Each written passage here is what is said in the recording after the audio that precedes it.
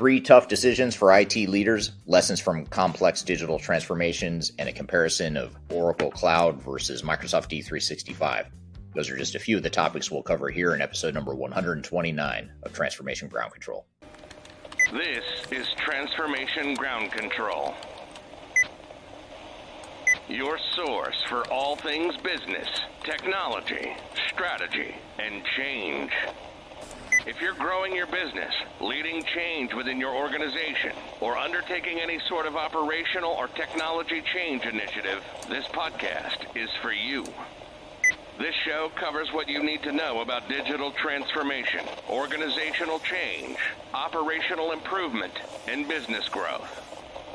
5, 4, 3, 2, 1. And now, here's your host, Eric Kimberling.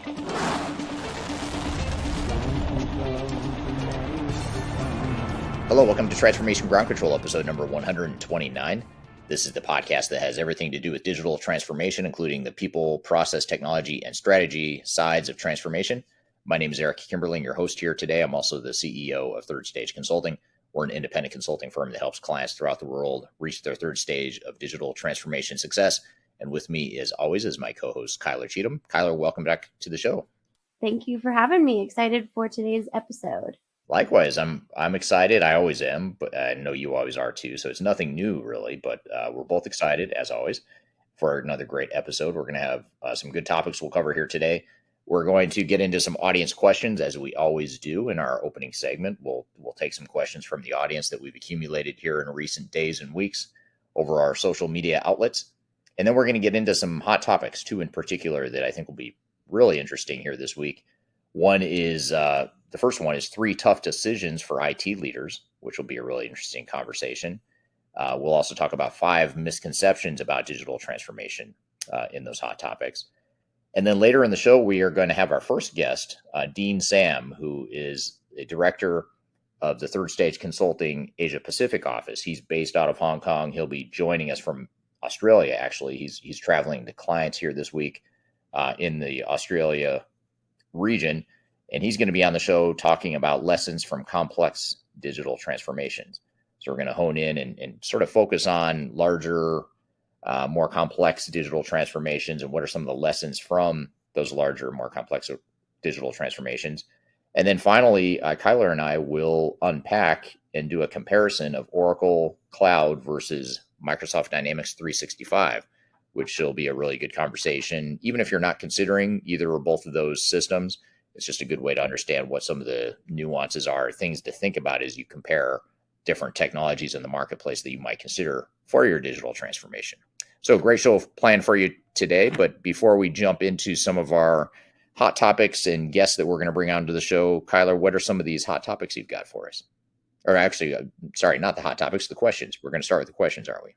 Well, I was going to say some of these are hot topics in the questions. But if you haven't heard of our question jar here, I ask Eric all of your audience questions that you put on either our Third Stage social media channels or his social media channels. You can use hashtag Ask Eric, and I will ask him these live throughout the week. So I've had this big old question in here for a little while, so we're gonna tackle it. Okay.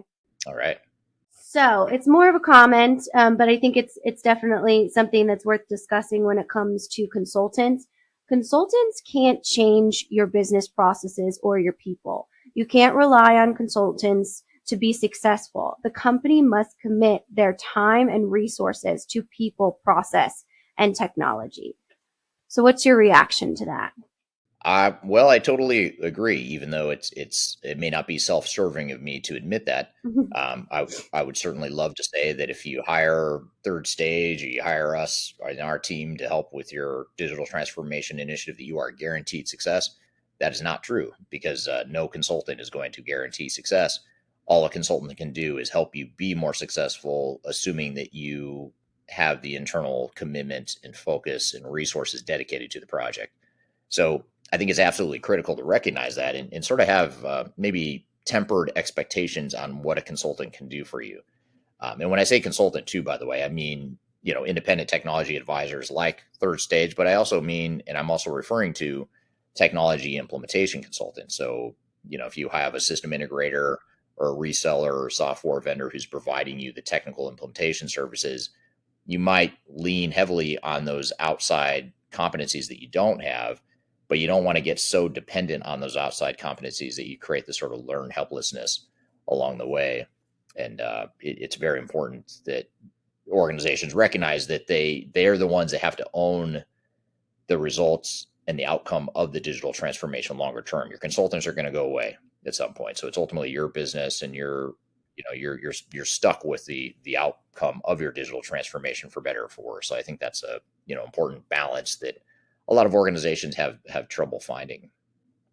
Sure, that internalization, especially after the transformation's over, continuing to achieve that third stage. So, alrighty. Yeah, the last thing you want to do is just have to have the consultants around. I mean, as much Exactly. as I love my clients, and we love our clients at third stage, you don't want to overstay your welcome as a consultant, and nor do you want to have your consultants overstay their welcome. Absolutely. That knowledge transfer and empowering that internalization is definitely part of the process, part of what we teach. So this one is from your YouTube channel on how to become a consultant. So we have a lot of consultant-based questions today. What would be some advice you have for a recent grad that wants to get into SAP S/4HANA specifically? Well, I think first of all, SAP S/4HANA is a good choice of technology to focus on. It's there's going to be, for years to come, there's going to be a lot of S/4HANA implementations, a lot of big companies that are going to be deploying S/4HANA. I guess my advice would be to, first and foremost, get that business experience to augment the technology experience. So assuming that you're going to get certified in SAP, and you're going to be a certified functional or technical consultant in SAP or in S/4HANA in particular, I think there's a lot of value in also deepening or sharpening your saw as it relates to some of the business components of transformation too. So understanding the operational side of of a business, or the change management or the project management. I think just finding a business thread, a non-technical thread to augment your technical knowledge, I think that can be a really powerful combination. Certainly, again, you want to have the technical competency and the certification that you're going to presumably get or need to understand how S/4HANA works. But it's also important to have that business understanding. And I would argue that that's even more important than the technical understanding. So anything you do to broaden your skill set and sort of give you some additional perspective and skill sets beyond the technology side is going to be super helpful in the SAP space, or any sort of technology, whether it's SAP or anything else for that matter. It's the same advice would hold true for other types of technology focus as well. Yeah, and if you're watching Eric's videos, you're in the right spot, on the right track. So very, very good. All Right. And of course, listen to this podcast, watch the YouTube videos. You'll learn more, hopefully, and that's more advice to keep you on that track as well. Absolutely. We also have our SAP S/4HANA guide playbook as well, available for download in the links below. So that's a great kind of resource to kind of look through. Okay, what is the value of having all the modules in an ERP package from one single vendor? Well, I'll tell you sort of like in a perfect world what the value is, and then I'll tell you what the real value is. So in a perfect world, in theory, the value of having all of your modules from one vendor is that you have a fully integrated system that is seamless. It's got a consistent user interface, a consistent user experience. Data is integrated. Business processes and workflows are all integrated throughout this one system. However, the reality is that even the bigger software vendors like SAP, like Oracle, like Microsoft, even though they have all these different modules that they offer as part of one single product suite, oftentimes it's more like a best of breed. It's almost like you have third party bolt-ons to a core ERP system. It just so happens that one vendor owns those third party bolt-ons. So just to give you an example, because we were just talking about SAP in the previous question, I'll use them as an example. When you look at SAP S/4HANA, a lot of times companies don't just buy S/4HANA and all the modules that go with that. They'll buy integrated business planning, the IBP module. They'll buy success factors for HCM. they'll buy Concur for time and expense reporting. They'll buy Ariba for procurement. So these are third-party systems that SAP has acquired, and they're starting to integrate with the core S/4HANA product. But for all practical purposes, it's like a best of breed. It's like you're deploying multiple systems, and they are multiple systems. So I'd say the first part of my answer, the sort of in theory, the way things sound on paper is that having one single ERP system provides that integration and that seamless experience, et cetera. But the reality is that these ERP vendors are out acquiring other software vendors, and they're trying to figure out ways to create a more seamless experience. But that's why I think best of breed is not such a bad thing, because the reality is even the single ERP vendors are providing a best of breed experience. And oftentimes you can find other third-party systems that might be able to handle some of those capabilities better. But I think what happens is a lot of times organizations either don't know that they're really getting themselves into a non-fully integrated single ERP system, or they're afraid to explore what their options are. And it's just the path of least resistance to just hire one software vendor and assume that one software vendor can handle all of your needs. And that's what the software vendors want too. Obviously, they want to sell you as much software as they can. So I think you just have to be able to see through that and take it all with a grain of salt. Definitely. That professional skepticism that we always talk about is important when it comes to evaluating what that looks like and what is the best approach for your business. But all good stuff. You can definitely pop your comments or questions for Eric in wherever you're viewing today, or on any of his social media channels using Ask Eric, #AskEric. And I will ask him those questions live. But thank you for your insight, and thank you to the audience for your great questions. Yeah, thank you. I love answering those questions. They're a lot of fun, and you do not share those questions with me in advance, which makes it even more fun. Shock and awe. Especially That's for my you. approach. Yeah. Right.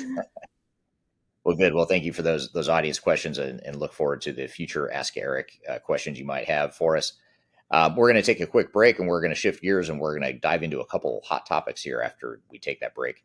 We're going to get into 3 tough decisions for IT leaders, as well as 5 misconceptions about digital transformation. And then later in the show, after we get through those hot topics, we'll bring on Dean Sam from the Third Stage Consulting Asia Pacific team. He's based out of Hong Kong, joining us from Australia, actually, today. He'll be on talking about lessons from complex digital transformations.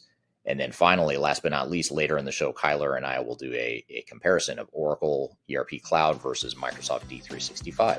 So a lot more to cover in this episode of Transformation Ground Control. We're going to take a quick break. We'll be right back.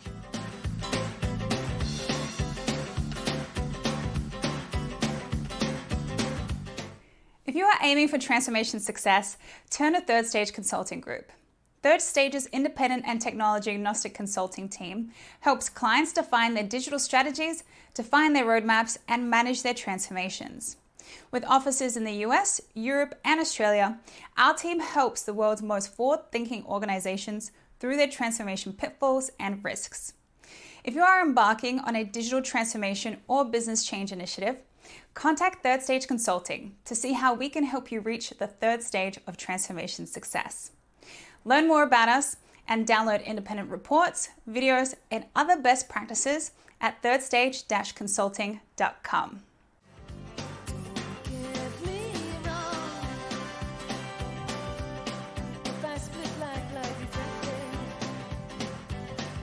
Hello, welcome back to Transformation Ground Control, episode number 129.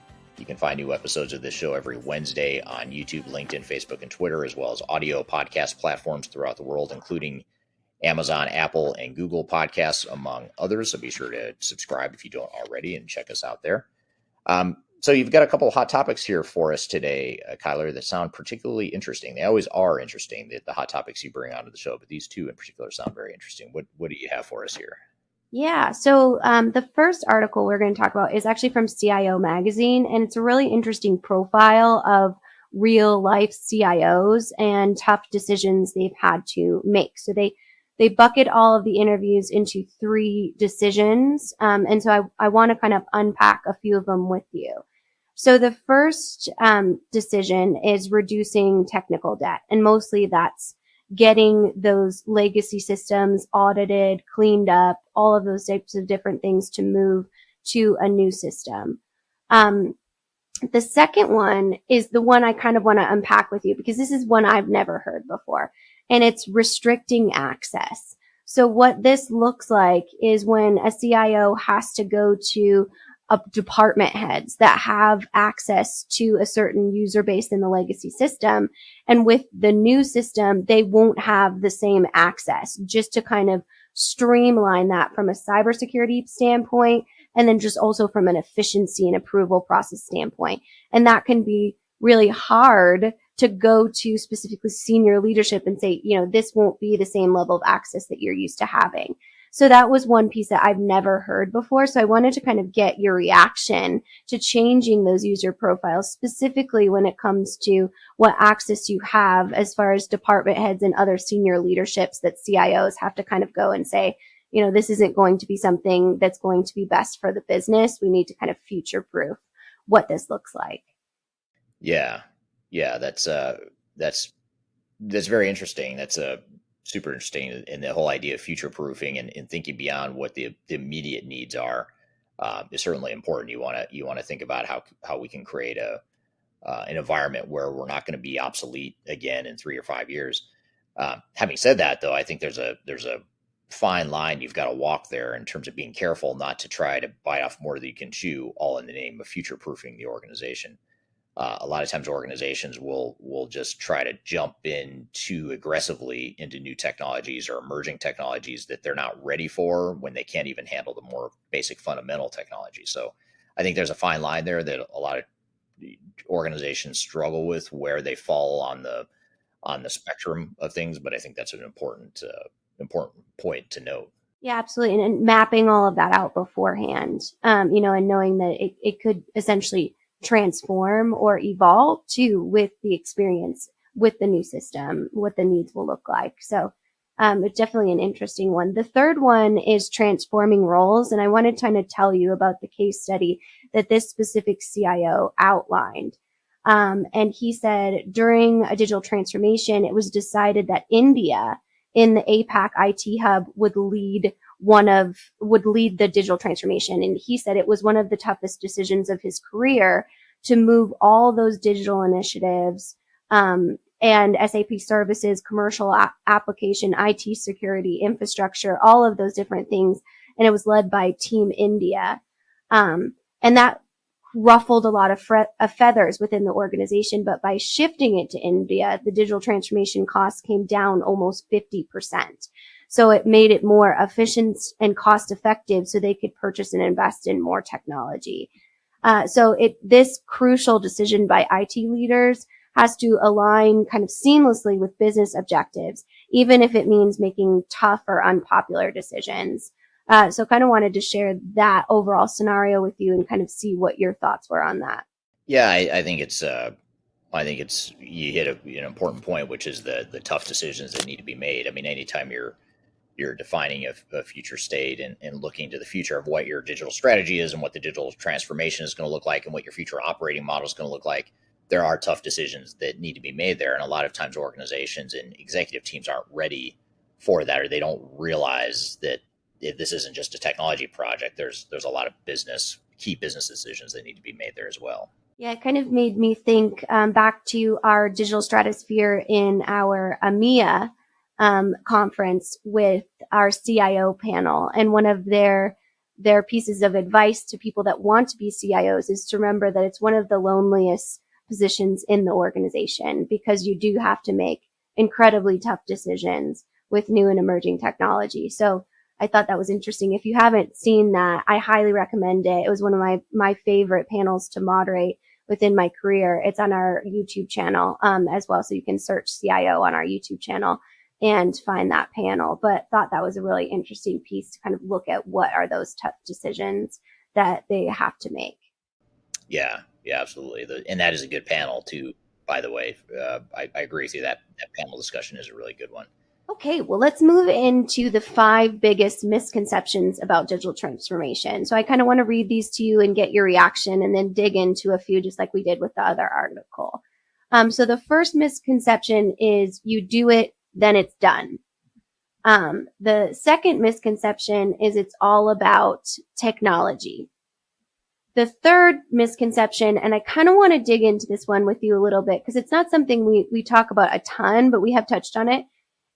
Digital transformation is only for big business. And this profile says, that simply isn't true. Many small to medium sized business can be missing out on technologies because they believe technology is too expensive or digital transformation are too time intensive. They don't have the ability to do that as a small to mid-sized organization. So what would you say to that?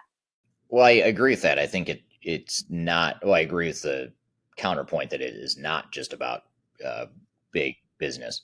I think if you think about it, a smaller or a mid-sized organization is more ripe for digital transformation, partially because they are typically more able to consume technology and change than a big, larger, more mature organization. So if you're a younger, less mature, and smaller organization, you're probably going to have not an easy time, but an easier time deploying new technologies. And it's going to be a lot easier to start deploying technology now versus trying to wait until you're a lot bigger, at which point it's going to just be more resistance and more baggage and more people that are set in their ways and operations that are already baked into the DNA of the company. So if you can get ahead of that curve and deploy technology and start using technology at a younger age as an organization or at a smaller point in your growth cycle, it's actually longer term going to be more effective. And the other thing too is that there's so many technologies out there now that are cost effective for small and mid-sized organizations. I'd say maybe 30 years ago, what you said is true, might have been true, which is that smaller organizations weren't really cut out for digital transformation, say 30 years ago. But now there's just so many good cost effective technologies out there that are right sized for smaller organizations that you're missing out if you're not looking at ways to automate your business.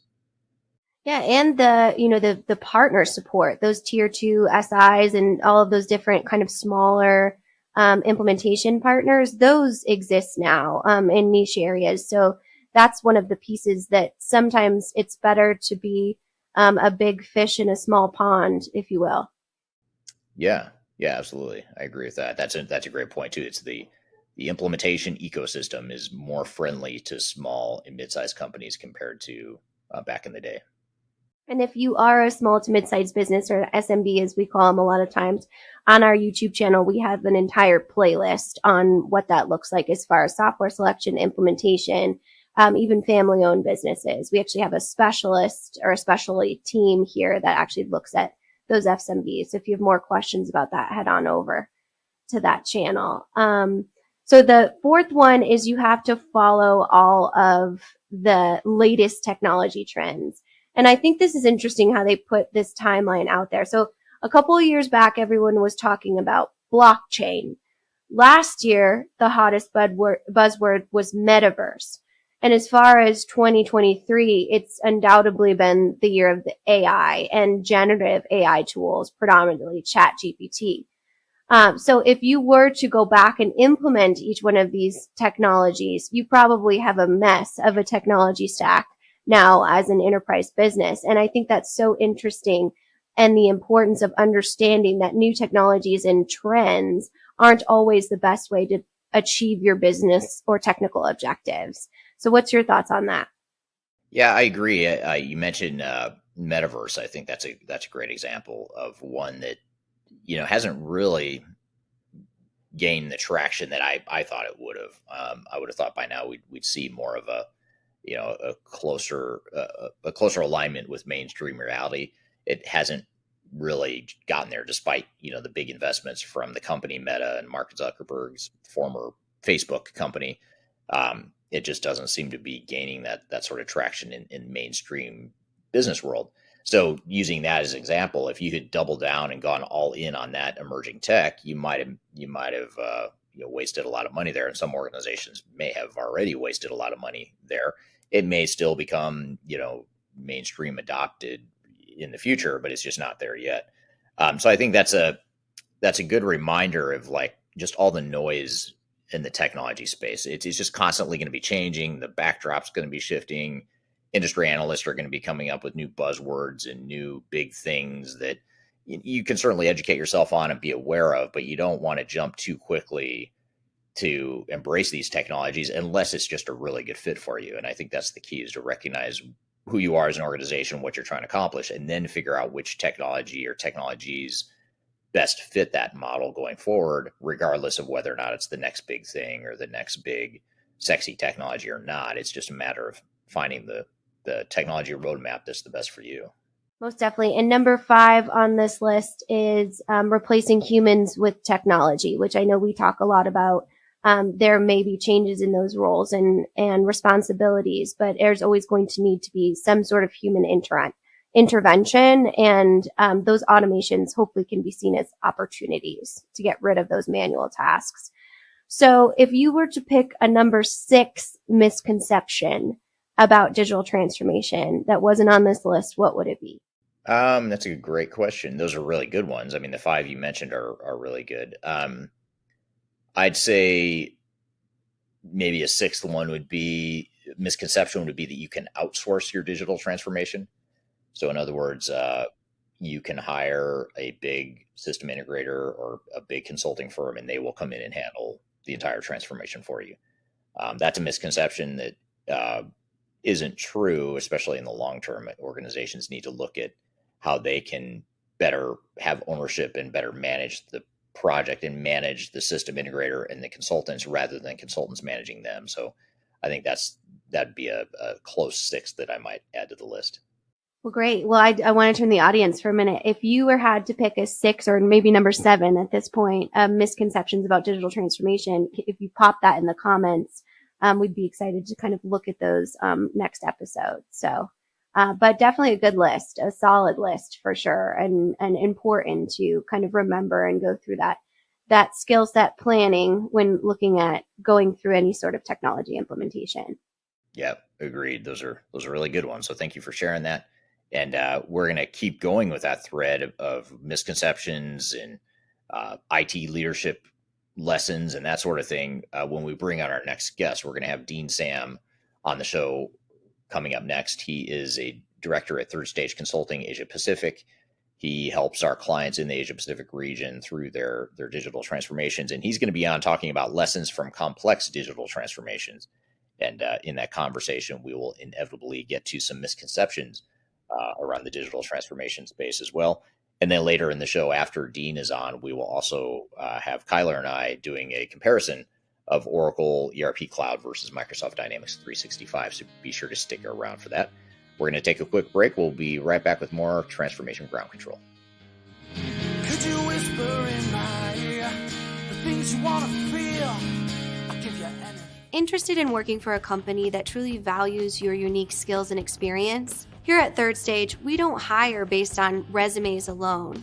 We look at the full candidate, experience, and willingness to provide excellent service for our clients. Within a technology, independent, and agnostic consulting firm, you have the opportunity to learn across industries with a diverse group of clients. Our consultants also have the opportunity to diversify their portfolio and learn across technology systems. If you're interested in joining a high-growth entrepreneurial organization, please reach out to us at work@thirdstage-consulting.com. Anything you ever dreamed to be complete. Yes, I did nothing that Hello, welcome back to Transformation Ground Control, episode number 129. My name is Eric Kimberling, here with Kyler Cheatham from Third Stage Consulting Group. You can find new episodes of this show every Wednesday on LinkedIn, YouTube, Facebook, Twitter, and audio podcast platforms throughout the world. I'm excited for our next guest, Dean Sam, who is part of our Third Stage Consulting Asia Pacific team. He's based out of Hong Kong, joining us here from Australia here today while he's traveling, as am I, by the way. I'm also traveling, not in Australia, but I am traveling. Hence the unusual background and lack of professional audio here today. But Dean's going to be on talking about lessons from complex digital transformations. He's worked with a lot of different organizations throughout the world, a lot of companies of varying sizes and complexity and industries and geographies and whatnot. So I thought it'd be good to do a flyover view of what are some of those lessons from some of these more complex organizations that he's worked with over the years. So all that being said, Dean, welcome to the show. Thank you, Eric. Nice to be here. It's been a while. I haven't done one of these live streams. I think the last one was over a year ago. So thanks for inviting me. Absolutely. It's been too long since you've been on, so it's good to have you back on, and I especially appreciate you being on here today. At the time we're filming this discussion here, I'm on the east coast of the United States, and you're in Australia, so our time differences here cannot be much different. So I appreciate you being up in the middle of the night, your time, to have this conversation. So thank you for that. You're welcome. So, so just to get started, I guess it's you have a really interesting background and upbringing in the digital transformation space. Maybe just tell us a little bit about yourself. Tell us about who you are and how you what do you do, and we'll get into some of the how you got started in this world of digital transformation here in a minute. But maybe just tell us about yourself to get started. Yeah. So how should I start? So, well, I'm originally from Canada. That's where I grew up. I graduated from university there, and I decided to right after graduation, I decided to move to Asia basically, and I went to China because I wanted to learn Mandarin. I couldn't speak Mandarin before that, and because at the time China, or it still is, but at the time China was booming economically, and thinking maybe that's the new gold rush basically in the world, and a lot of young professionals were flooding there, and hoping to start their career. So I went there without any expectations. I first wanted to learn the language, and then I got into and then started my career. I enjoyed China. I enjoyed Asia, what it had to offer, and so I have a degree in engineering, most engineering, and so I worked in consulting. I also worked on the operational side, in the manufacturing industry. Um, and while working in the manufacturing industry, I've led a few ERP implementations in the organization that was in, and notably, I led the ERP implementation in Bangladesh. So I actually lived and worked in Bangladesh for 7 years for several organizations. And Bangladesh being a developing country, that's where I got my feet wet in digital transformation, and most notably in ERP implementations. And I had to wear many hats being in Bangladesh, whether it was a program manager, a project sponsor, a business analyst, whatsoever. So I've gone through the whole, I would say, digital enablement methodology in organization, by building a strategy, by evaluating and selecting the right solution, negotiating with the vendors, preparing the organization, doing the change management, setting up the right processes, setting up the right people in the right roles in order to make technology work for those companies, implementing it, doing the go live, and so forth. And to be honest, I didn't have much support from seniors to tell me what to do or to guide me. I had to learn on the spot and on my own, really. On the job training. Yeah, on the job training, and that's how I got to meet you, really, Eric, and learning about your lessons learned, listening to your own podcasts. So it's quite surreal that I'm actually one of your guests now, many years later, and and your YouTube clips and so forth, and that gave me a number of pointers in certain areas of the digital transformation journey, and that helped me actually be successful in implementing those systems. And not to brag or anything, but it's just we've implemented several systems, whether it's a big one like an ERP or smaller bolt-on solutions, and those systems worked at the end of the day. And so I've built sort of my I guess my methodology, my own process in getting these systems implemented, and and and now I'm part of the third stage family, and trying to adopt those, that my experience in other organizations. Right. Yeah, it's an interesting background. I mean, you've got certainly the multinational component covered well. Canada, Hong Kong, China, Bangladesh. You're in Australia visiting one of our clients right now. You mentioned before we went live, so you definitely have that global footprint or that global experience base that is so rich with experience and lessons learned. So look forward to chatting through some of those lessons, and just to speaking of international, looking to our audience and where everyone's joining from today, just a few examples of where else in the world others are joining from. We have Dennis from Cochin, India, Ryan from Denver, Colorado, Dan from Naples, Florida, Megan from South Carolina, Prav from Austin, Steve from Los Angeles, Wendy from Mexico, someone from Rostock, Germany, someone from Biden, UK. So or Biden is from the UK, I should say. His name is Biden, and he's joining us from the UK. So a lot of global representation in terms of just a few examples there of where people are joining from. So thank you for being here. So you started to allude to this a little bit, Dean. You talked about your journey. Starting off younger, earlier in life in Canada, and then moving over to Asia and having different experiences throughout Asia. What how did you how did you start to get involved in digital transformations? It sounds like maybe it was unplanned. It wasn't part of your master plan was to become a digital transformation consultant, or was it? Or how did you end up falling into this? Well, first thing is I feel I have I guess a skill. If some people are good at are better at some task or some activity than others. One area that I thought I sort of excelled at is organizing information, basically.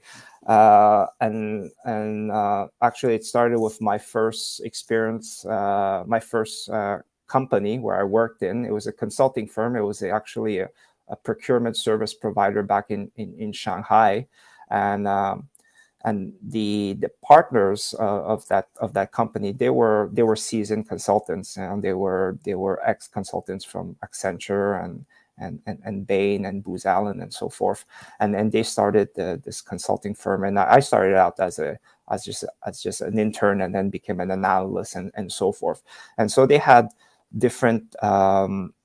They had a clear process in terms of how they roll out their methodology and their offerings, and they had a lot of tools, right, to support those offerings. And after a couple of years on the job, I went through the whole end-to-end process of what the company offers, and then I started organizing all their tools, standardizing, whatever it might be, their Excel tools or their emails, their PowerPoint reports and so forth. And then I embedded those into their process. So it was a clear cut kind of way of doing things, and it was very much standardized, and that was applied to all their offices globally. And that was 15 years ago, and I could say they're still following exactly that same standardized process and those standardized tools. So it's not related to actual implementing an actual technology, but it's just the fact of the ability to organize information in an efficient way, so others can use it, right? Can profit from it, and it makes their way of working much simpler. So that was a first successful step. I said, all right, so it looks like I'm good in putting information together. And then I moved into more in the manufacturing and operational role, and I implemented an ERP, JD Edwards, in a factory in Bangladesh. And yeah, and same kind of mindset. I was able to to design, you can say, the right information structure in order to link, demand to material planning, to production planning, to production execution, and all the way down, up to inventory and shipping. So that was a second, I guess, second experience that was fruitful and got me into a role of a head of ERP implementation for another organization. And in that organization, the key thing was what I learned about, especially in the ERP space, because that's more my experience lies in there, is by achieving better planning for different organizations. And what we see in many of our clients, the type of planning they do is very reactive and short term, right? But if you want to implement a robust technology, you need to have a longer view of your business. So you need to have a longer planning horizon. And so setting up, whether it's you have a 2-week planning horizon, but you have to move up to a monthly and a quarterly and the yearly planning, and that can be achieved through that new technology. But that requires a change in how the company thinks and how the company uses information in order to plan on a longer term basis. Right. And in your description of your background, and that's really interesting, by the way, of how you ended up in this industry and in this role. I've yet to meet anyone that had a plan from childhood. They knew when they were a kid that they wanted to be a digital transformation or ERP consultant. I've yet to meet anyone that had that part of their master plan. It seems like we all sort of had detours and sort of fell into the space based on opportunity and growth. But you've worked with a lot of different organizations, ranging in size from small to mid-sized companies to large multinational organizations. Both as a consultant, but also earlier in your career before you became a consultant, you were working for some larger organizations. When you think about larger or more complex organizations, whether it's complex because it's multinational or complex because of its size or because of the scope of what the business does, what are some of the biggest lessons that you've learned over the years as it relates to managing change and managing transformation in these more complex organizations? What are some of the nuances that you've learned over the years? Well, I'm basing myself on the experience that I've gotten and what I see works. When we're talking about global multinational organizations with offices around the globe or manufacturing sites across the globe, I think one key foundational piece is to have more of a centralized control of your digital team, right? Instead of having too much of a decentralized kind of IT or ERP teams across different sites. It needs to be centralized. I believe so. So one of the companies that I worked in, they had a large business analyst, ERP business analyst team in their head office, and whether they would roll out a system in another site in another country, or is it because of a mergers and acquisition activity? So they had to roll out their system in that other entity. It always was done from a centralized ERP team, because and then from there, when you have that, then your master data is also run by a centralized group, right? So consistency of data, the data sets that are being deployed, the attributes that are being deployed, the data structures are all consistent across the global company. And thirdly, once you have consistent data, you can have consistent planning processes running through it. So you can have, let's say, the mother office or the central office, the central planning office can run SNOP at a global level, right?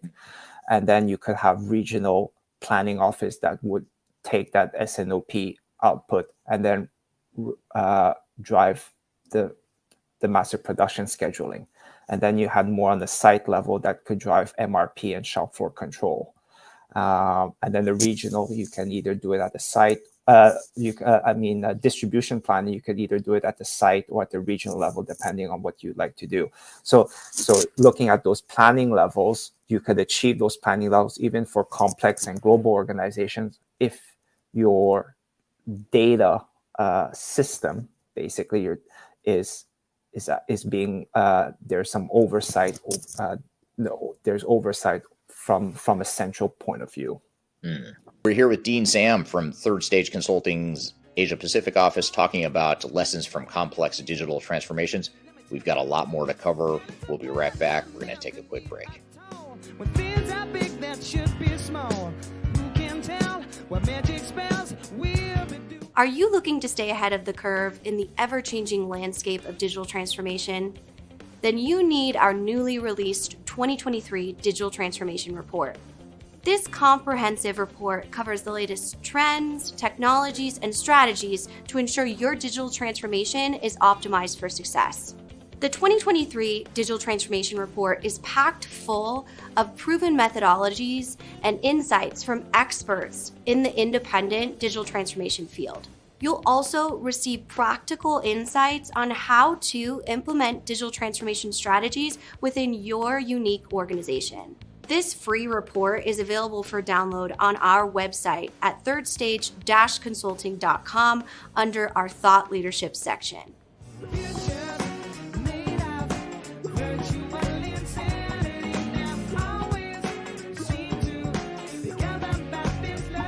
Hello, welcome back to Transformation Ground Control, episode number 129. My name is Eric Kimberling here with Kylo Cheatham. You can find new episodes of this show every Wednesday on LinkedIn, YouTube, Facebook, and Twitter, as well as audio podcast platforms throughout the world. We're here in the midst of a conversation with Dean Sam from the Third Stage Consulting Asia Pacific office, talking about some lessons from complex digital transformations. Let's jump back into the conversation. It's interesting hearing you say that. I agree with everything you just said. I think that centralization and having that consistency of processes and focus on data management, things like that, everything you just described is very important, especially for larger, more complex multinational organizations. However, it also runs counter to some of the conventional wisdom or some of the emerging thinking in the market, which is we should do more agile sorts of implementations. We should be more decentralized. We should have flat organizations. And, so there's some sort of business trends or movements, the opposite direction of what you're describing. How do you reconcile that? I mean, do you see that sort of a conflict between conventional thinking or emerging thinking and how things should be versus the way things actually work and are most effective? Or what are your thoughts? I sort of, how can I say, put aside that kind of those buzzwords in terms of how to deploy technology, like agile or lean or whatnot.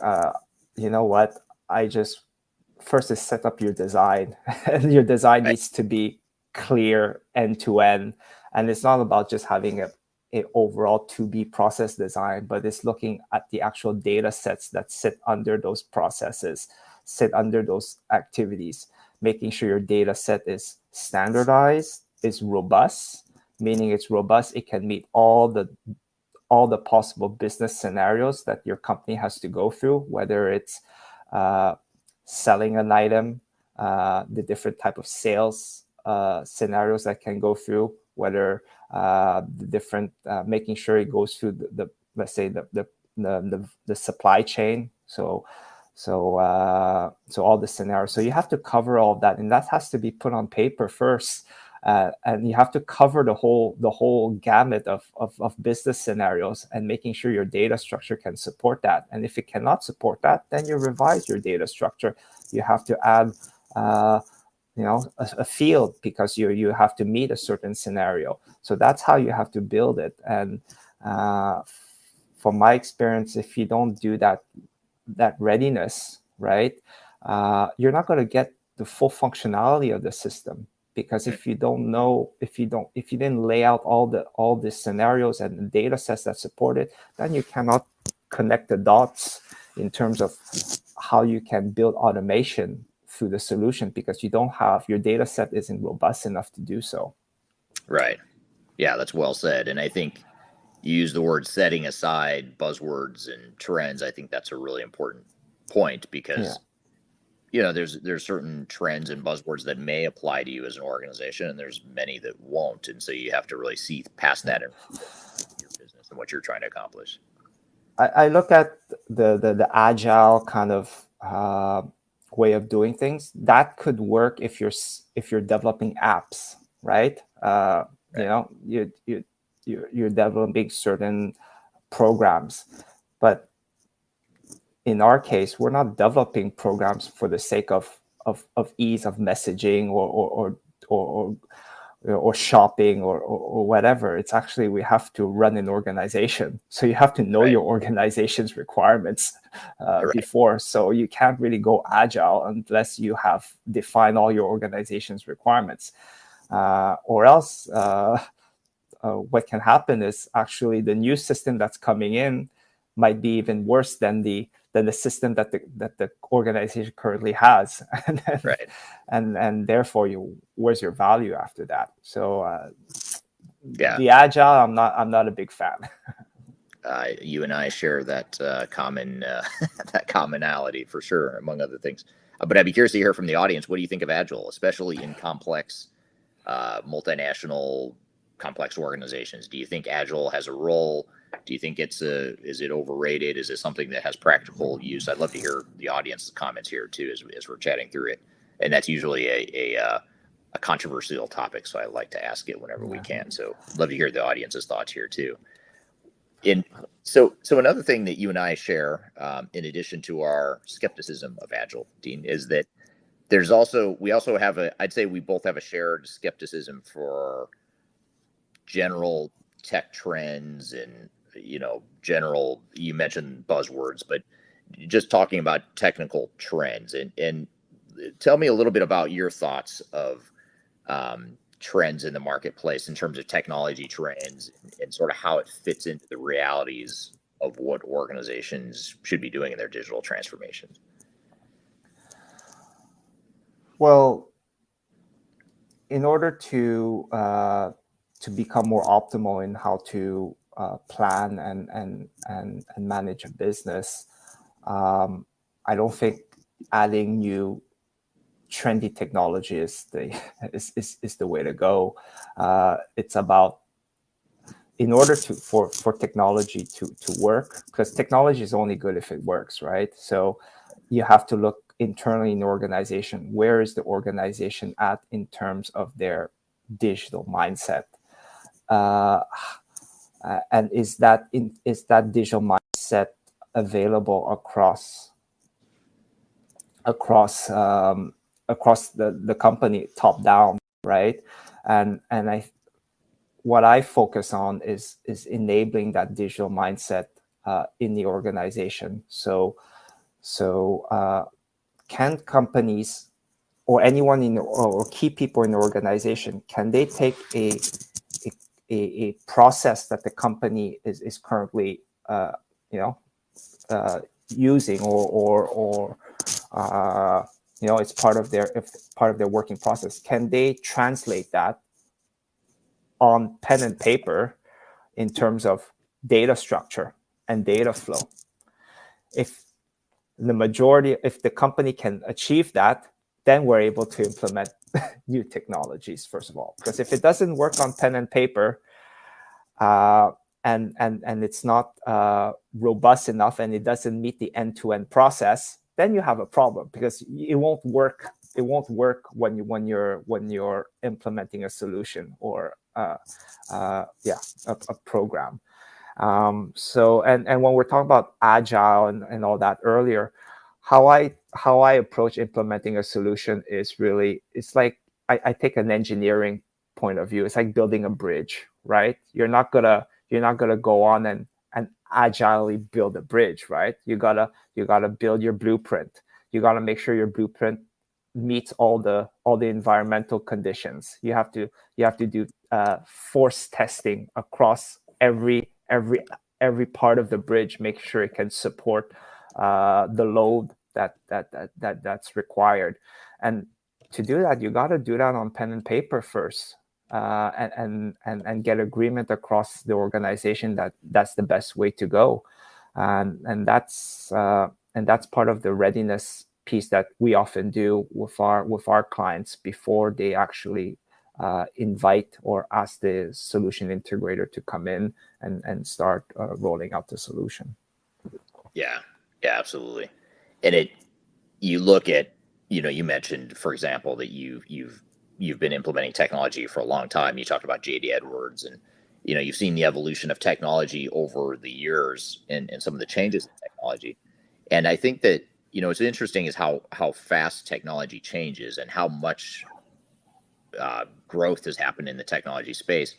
But at the same time, organizations and their ability to change hasn't really kept up. So in other words, if you're a company that you have enough trouble just implementing a basic GL system or a basic inventory management system, it's not going to do you any good to now try to pile on a bunch of other new technologies on top of that when you can't even get the basic fundamentals implemented well. So it's sort of like you have to learn to walk before you run with a lot of these tech trends. Yeah, it's like playing any sport, right? Let's take tennis, for example. The new system or the new technology could be a new racket, right? Or another bolt-on that you like to add, or another add-on. Those are your tennis shoes. But if the player isn't ready for the match, and he's not in good shape, his footwork is weak, his technique is weak, his serve is weak, what's the point?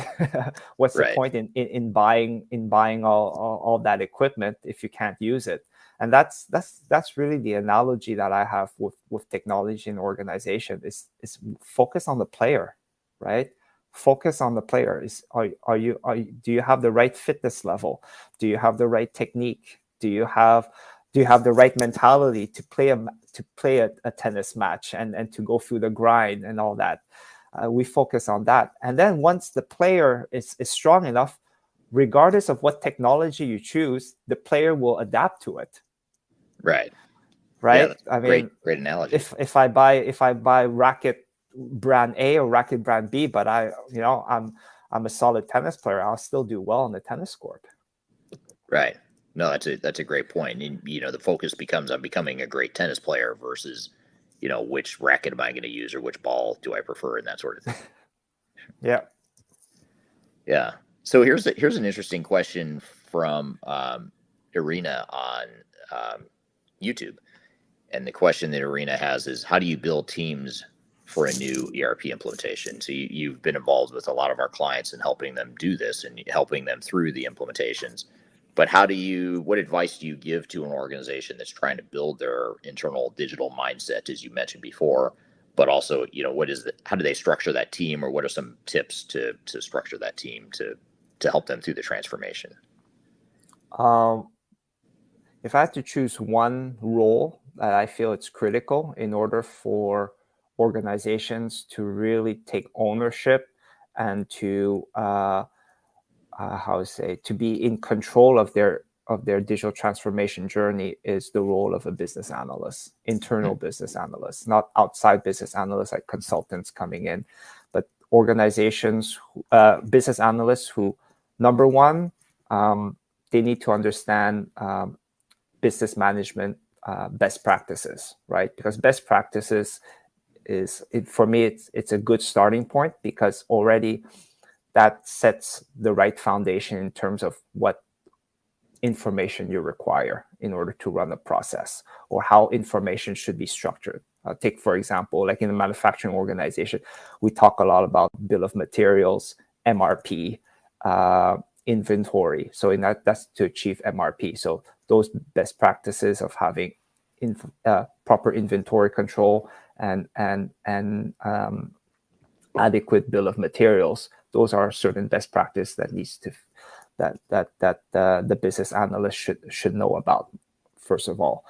And then the business analysts should be able to design really new processes, right? Improve to-be processes, and also design data structures. Improve your data structure to meet those those different business processes. So because they're the ones who are the ones who are going to connect between, let's say, your system integrator and the organization.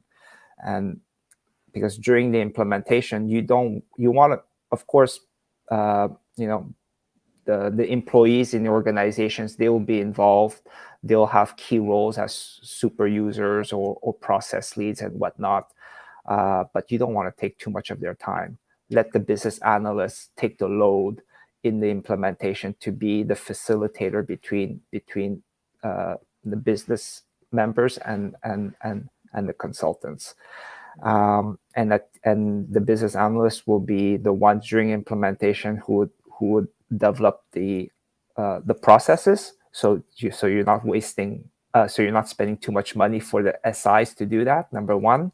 Number two is for all the data cleansing, the testing, and then troubleshooting. You have that layer of business analysts to support the business team.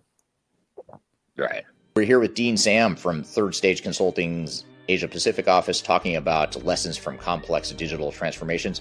We've got a lot more to cover. We'll be right back. We're going to take a quick break. Just tell me what you've got to say to me. I've been waiting for so long to hear. If you are aiming for transformation success, turn to Third Stage Consulting Group. Third Stage's independent and technology agnostic consulting team helps clients define their digital strategies, define their roadmaps, and manage their transformations. With offices in the US, Europe, and Australia, our team helps the world's most forward-thinking organizations through their transformation pitfalls and risks. If you are embarking on a digital transformation or business change initiative, contact Third Stage Consulting to see how we can help you reach the third stage of transformation success. Learn more about us and download independent reports, videos, and other best practices at thirdstageconsulting.com.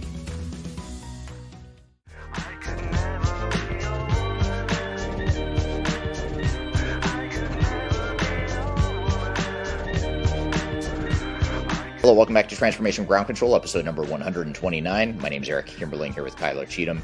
You can find new episodes of this show every Wednesday on LinkedIn, YouTube, Facebook, and Twitter, as well as audio podcast platforms throughout the world.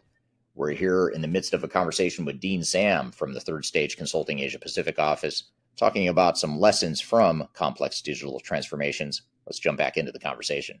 Good way to think about building these competencies internally. You certainly want to leverage outside consulting help and that outside experience that you don't have, but you also don't want to be so dependent on outside consultants that you sort of create that learned helplessness. You want to be able to start to build that competency in-house so that you can own this longer term.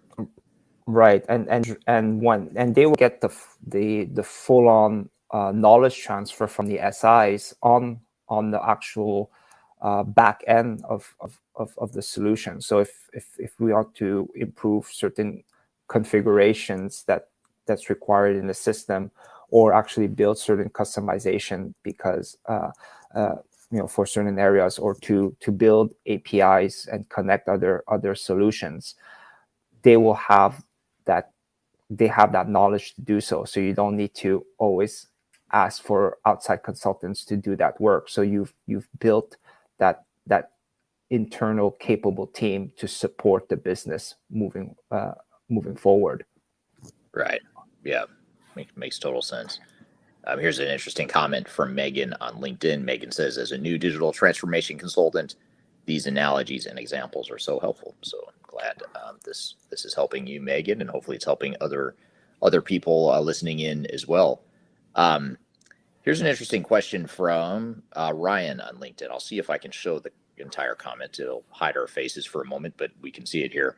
Ryan says, how do you resolve issues where the executive team is forcing a system that may not be the right fit for a company, especially when the rest of the company sees the issues and voices their concern ahead of time? And maybe I'll broaden that question a little bit to say, what are some tips you would have for companies to overcome resistance to change in general, whether it's because they don't like the new system that's being deployed, or maybe there's just certain parts of it they don't like, or challenges they see in the changes that are going to be driven through the organization.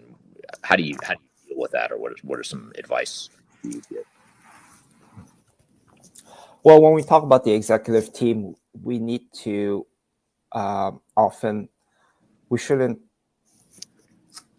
we shouldn't focus too much. We should articulate this technology problem in a way that the executive team, the general public can understand. And when we work with executives and when we to choose the right solution or to change a solution, often part of our methodology at Third Stage APAC is to first is to understand what the executives team wants out of the business, what they want to do, basically, whether it's with technology or without technology, what they want to do in the future. So what are their requirements, what they want to control, what do they want to manage? And then we build what we call functional architecture. And the functional architecture are basically based on their requirements. What are the modules and high level functionalities that the new technology should have, right? So you have so the functional architecture is how you articulate business requirements and technology. It's that middle ground. It's that binding point. Okay. And then from there, once everyone agrees on this is the functional architecture that we need, so that becomes your shopping list, basically, right? It's your shopping list. I need my butter. I need my milk. I need my cereal. But then you go to then when you start looking at what's available in the market, then you look at the different brands. So you can choose from different brands to meet the items of your shopping list, and then you start evaluating which brand or which system brand best meets that functional architecture or that area of that functional architecture, that module, and so forth.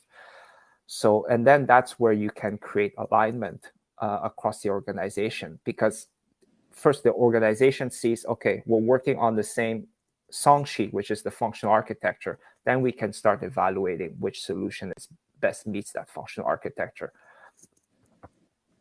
Right. So it's sort of getting the buy or the input and involvement from the team in creating that future state, or that functional architecture of what the future is going to look like, and that's one way to overcome that resistance, and also to make sure that you choose the right system that best fits the organization and what the needs are. Yeah. And the functional architecture, I think that's an extremely important exercise before actually even meeting or talking to salespeople for any solution, because that sets, again, like I was saying, that sets your shopping list, and you're making sure that you're not buying too much, right, or not enough. But usually, oftentimes, companies buy too much, and when it's time to implement, we weren't ready for it. We didn't, or they question, why did we buy this in the first place? Right. And that falls on the wayside, and it's not being and it's not being used. Yeah, taking your analogy one step further, your shopping list analogy. If you create your shopping list while you're starving, you haven't eaten all day.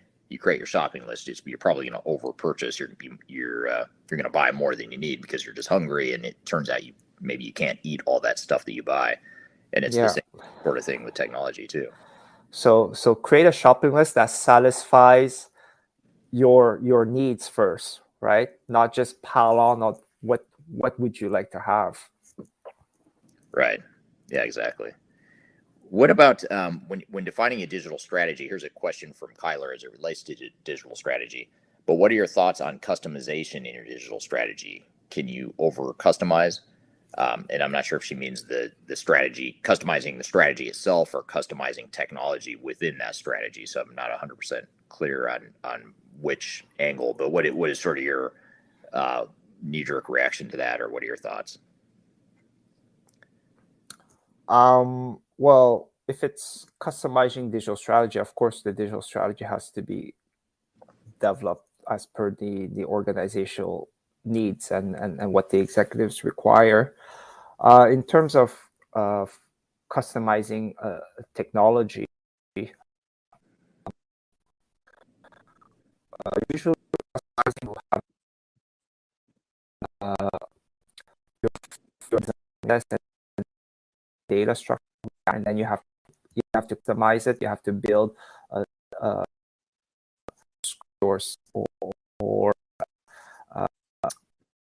certain script to add on more information, so that so can be rolled. Ideally, in order to avoid, that's the plan, is again to have that full data structure. And it's just a database, just a table with rows, and you're not limited many fields you want. At the end of the day, it can be as big as you want to meet the needs of the business. So if you set that up properly and you have that robust data structure from the get-go, your level of customization will diminish. So that's where and that's where you leverage the configuration of the solution. Right. Right. Now there's actually a few questions we're getting here that are more, I'd say, career related questions, but so I'll pick one here that I think is maybe a good broad overview here. But this is from Aditola on LinkedIn, and Aditola asked the question: how does one begin a career in digital transformation? What are your thoughts, or what advice would you give to someone who is just getting started in digital transformation or would like to be a consultant? What advice would you offer? My advice is to have actual operational experience in an organization, not necessarily that's a track that I took and that helped me. Before going into a consultancy, it's good that you have experience in actually using a digital solution or business management solution, whether you're in sales, working, or in marketing, working on the CRM. So learn that CRM in the ins and out and see what's available, and improve how your organization is using that system and leveraging it to the maximum, and improving the processes, improving the data structure that sits under that in your organization. So that's one avenue. Okay, so become a specialist in the system that your company is currently using. Number two is, if you're in your company, there is an opportunity to be part of a project team to implement a new solution. Jump on that right away. Apply for that role. Okay, because you're going to get practical experience in implementing a solution. And so if you have one or both of those experiences, then I feel you have a strong track record to get into consultancy, because then you become a credible consultant in front of potential clients, because you've gone through the trenches in using solutions and improving them, or even implementing solutions. Right. Yeah, that's great advice. We're here with Dean Sam from Third Stage Consulting's Asia Pacific office talking about lessons from complex digital transformations. We've got a lot more to cover. We'll be right back. We're going to take a quick break.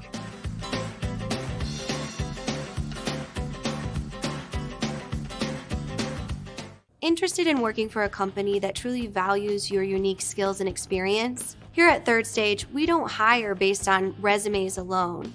We look at the full candidate, experience, and willingness to provide excellent service for our clients. Within a technology, independent, and agnostic consulting firm, you have the opportunity to learn across industries with a diverse group of clients. Our consultants also have the opportunity to diversify their portfolio and learn across technology systems. If you're interested in joining a high-growth entrepreneurial organization, please reach out to us at work@thirdstage-consulting.com.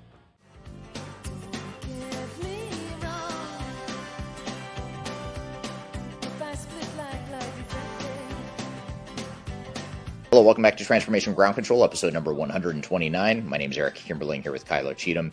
You can find new episodes of this show every Wednesday on LinkedIn, YouTube, Facebook, and Twitter, as well as audio podcast platforms throughout the world. We're here in the midst of a conversation with Dean Sam from the Third Stage Consulting Asia Pacific office, talking about some lessons from complex digital transformations. Let's jump back into the conversation. What are some of the biggest, maybe just at a high level, we could have spent the whole hour talking about this one question, so we'll try to maybe summarize what we might have covered in more detail. But how would you summarize some of the biggest challenges that our clients struggle with when they're going through digital transformations, whether they're big, complex organizations, a smaller, mid-sized company that's less complex? What are some of those, major pitfalls or challenges that you see clients struggle with?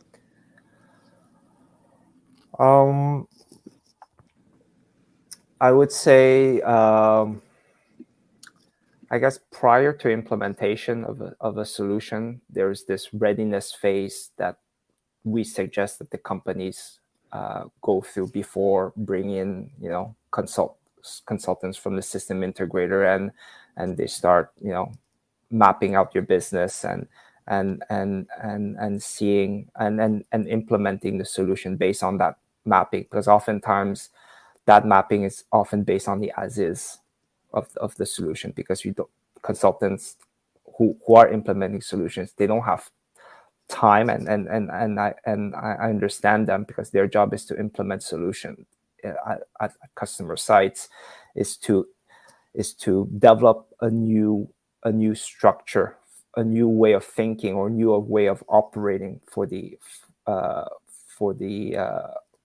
client. And oftentimes it's taking what you have in current data sets, what you have in current processes, and make that happen in that new technology. So a thorough readiness stage for change management and for to be process design and to be data structure, I believe is critical. Because we were talking about planning earlier, right? We want to improve, we want to have better planning across the organization from long-term to short-term.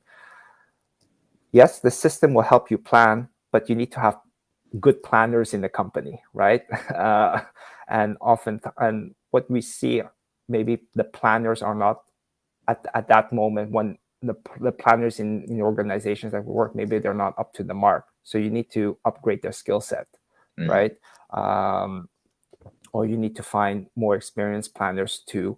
So because they understand the role of information and having information coming in, so and then lay out what type of information they need to be shown on their interface, so they can make the best informed decisions. So it's developing that digital and also that planning mindset before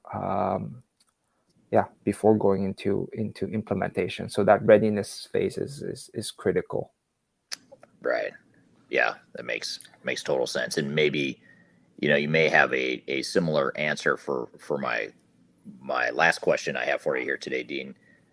It is somewhat related to what I just asked you, but I'll ask it maybe a little bit different to see if it stimulates any other thoughts. But what closing advice would you leave with someone, an organization or a team that's about to begin their digital transformation journey? You know, what are some of those tips that you would say, you know, do these 2 or 3 things to get started? 2 to 3 things to get started. Well, you need to have, well, first of all, your executive team needs to be on board, right? If they're in the bleachers and just looking at the match in front of them and not being involved, then you've got a problem, right? But if the executive team is taking ownership, they're taking leadership, they want to get involved, they want to know what's happening, that's already a first sign. So that executive buy-in, but also active participation is very important. And number 2 is make sure you have your business analysts in place. And how you structure your business analysts, usually you have, you can break down the organization in key functional departments or functional processes, whether it's finance and costing, manufacturing, supply chain, demand planning. So you have business analysts that are covering those key elements of the organizations, and they're building the processes and the data structure for those for those parts of the business. And then when it's comes to do the planning, because that's where demand planning needs to connect with material planning. So you've set up those processes in those separate areas, and then planning is really where it's the meeting of the minds, right? It's the meeting of the information. So that's the beauty of information design. So how do we put demand planning and material planning together, and then you develop your planning structure? So you need to have those business analysts sitting. You need to have enough business analysts covering the whole spectrum of the organization. Yeah, makes total sense. Those are good ideas or good tidbits and tips to get started on a transformation. Yeah, very simple. I in my view, it's it's the tennis player, right? If you don't train hard enough and you're not practicing enough, you're not going to get ready for the match. You're not going to get ready. You're not going to be ready for the tournament. And it's there's no silver bullet. And that magical racket is not going to make you win the match or not. It's definitely not going to make you win the tournament. So you got to work on yourself. You got to work on your and building your skills, your own skill set. Yeah, building your skill set and having a plan, a training plan, and a vision for what it is you're trying to accomplish, and all that good stuff. So good. Well, I appreciate all the great advice and tips you've shared here today, Dean. And I think a lot of these tips and talking points we've talked through here today are relevant for complex organizations, larger organizations, but also just any organization that's going through change. Hopefully this has provided some guidance and things to think about as you're going through transformation. So maybe just to close then, in closing, just tell us a little bit about, you're part of Third Stage Consulting Asia Pacific. So you work with a lot of our clients there in the Asia Pacific region. You also work with Wayne Holtham, who Wayne's been on the show as well, and he's been in many of our videos and YouTube channel content and whatnot. How can people connect with you and learn more about Third Stage Consulting Asia Pacific, and I'll talk about how they can learn about Third Stage in general, but how can they learn more about you and about Third Stage APAC? Well, if any of you are thinking or planning a digital transformation initiative, looking at other solutions, would be happy to have a chat and to hear what you're going through. And you can contact me over email. I think that's the best way. It's dean.sam@thirdstage-consulting.com. myself and my partner Wayne, who is based out of Australia, will be happy to speak to you and hear what you're going through, and there's no commitment whatsoever. We'll be happy to just have a call, and hopefully we can get to know your business, and we can maybe guide you in the right direction, depending on where you are on your journey. All right. Thank you, Dean. Great conversation. Good to have you on the show. I really appreciate you being up super late at night, your time, to film this conversation. So thank you for that. We've got a lot more to cover, some debrief or things we want to debrief from that conversation. But before we do that, we'll take a quick break. You're listening to Transformation Ground Control.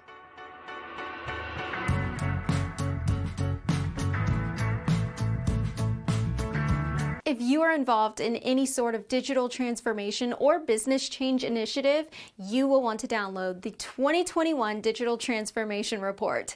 With its comprehensive overview of business and technology trends and best practices, this report is a must-have guide for any transformation project or executive team. Download this free report by visiting Third Stage Consulting at thirdstage-consulting.com. You can also visit our website to learn more about us, or download independent reports, videos, and other best practices. Again, visit thirdstage-consulting.com today to learn how to take your transformation to the third stage of success. I'm gonna leave it all out there, and I'm gonna leave it all out there. Hello, welcome back to Transformation Ground Control, episode number 129, where you can find new episodes every Wednesday on LinkedIn, Facebook, YouTube, and Twitter, as well as audio podcast platforms throughout the world. And Kyler, we just had this conversation with Dean talking about complex digital transformations and some of the lessons from those transformations. What were some of your thoughts and takeaways from that conversation? Well, Dean is one of the most interesting people on the third stage team, in my opinion. He has such a diverse background, which he kind of shared. And it's funny because I asked him one time to look over some of our thought leadership materials that we had translated in Mandarin. Since he knows the language, a lot of times we'll reach out to our global team and say, does this translation make sense, or is this valuable, so that we can make sure that we're putting, high quality content in the marketplace. But he actually told me, he's like, I speak Mandarin, but I wouldn't be great at editing it, but I can do it in French. And I was like, what? So, because, he's Canadian, French is his first language. So he just, he has such a diversity to how he understands that. And that really translates to his project management work and his PMO work, because he is able to understand complex organizations across cultural lines, which is, such an asset to a business, especially a larger, more complex one that may have manufacturing hubs in all different areas of the world and is going through a larger multi-layer organizational change. So he just brings so much to the table in understanding that. He's a unicorn of some sorts. He really is. Yeah. In terms of cultural understanding of different cultures and languages, and also just different types of businesses too, different industries and whatnot. So there's a lot of diversity in his background for sure. Yeah, and I love how he always kind of goes back to basics. When we touch on things like emerging technologies and, similar to how our conversation in our hot topic segment, of going back to what does your standardization data set looks like? What are those areas in which you have kind of that phase 0 initiatives in which you need to set the foundation for a successful digital transformation? We have a lot of clients that come to us that kind of want to run before they walk type of approach. And he's so good at kind of tailoring back, like, what is our checklist to make sure that all of these different strategic initiatives are in place so that we can leverage and maximize the value of the technology, which is why I think it's so funny, always the kind of the agile conversation and how always that kind of triggers this huge conversation. But I love his thoughts on the build the bridge with an agile approach. Like, that's terrifying to me. Like, it invokes fear into my, like, you would never, he's so right. You would never not have a blueprint, a standardized plan, testing to build a bridge in which people drive or walk over. So I thought that was a really interesting analogy. I love the tennis analogy too. Mm-hmm. As far as you wouldn't focus primarily on what kind of racket you're using. You would focus on, conditioning and training and just getting better at your game. And yeah, you want a better racket, but that's not your main focus. Yeah, not needed. The tools are, more of an enhancement, but the behaviors and processes are really the foundation to making sure that that technology is leveraged. I also thought it was really interesting that he talked about the business analyst piece of kind of the roles and responsibilities, and the real kind of heartbeat of the IT team was that business analyst that was able to understand the data, but also the business objectives. And that's not a role we talk about a ton, but I do think it's so important. In my career, business analysts are like the bread and butter because they give you all of the data in a digestible manner so you can make smart strategic decisions. So I thought it was really cool that he highlighted that. Yeah, yeah, I agree. It was interesting because usually when you ask that question, a lot of times people start with the project manager or executive sponsor or whatever. So it's interesting to hear his emphasis on business analyst. And I think it is probably is one of those more underrated roles too, that we don't talk a lot about or recognize how important that role is. But to Dean's point, it certainly is.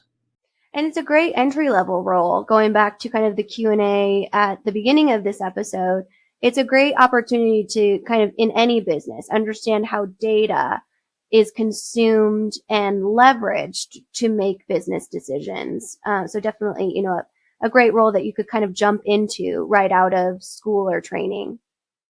Yeah, yeah, absolutely. It's a great way to dig in and really understand operations and business processes and technology as well.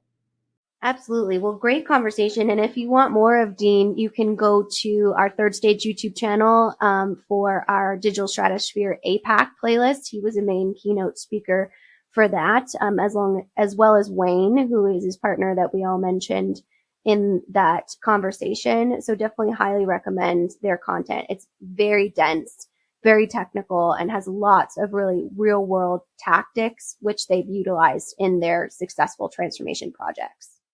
Yeah, yeah, very good stuff, and great to have him on the show. We'll have to have him on again soon as well. So thanks again to Dean for being here today.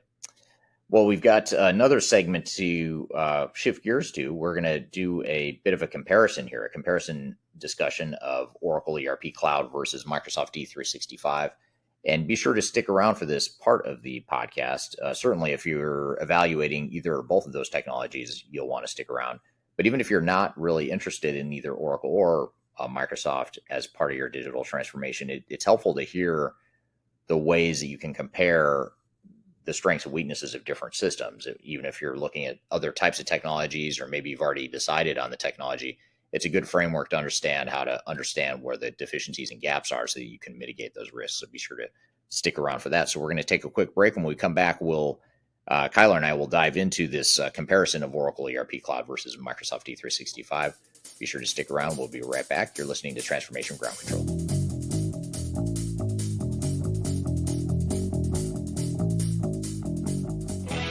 If you are aiming for transformation success, turn to Third Stage Consulting Group. Third Stage's independent and technology agnostic consulting team helps clients define their digital strategies, define their roadmaps, and manage their transformations. With offices in the US, Europe, and Australia, our team helps the world's most forward-thinking organizations through their transformation pitfalls and risks. If you are embarking on a digital transformation or business change initiative, contact Third Stage Consulting to see how we can help you reach the third stage of transformation success. Learn more about us and download independent reports, videos, and other best practices at thirdstage-consulting.com.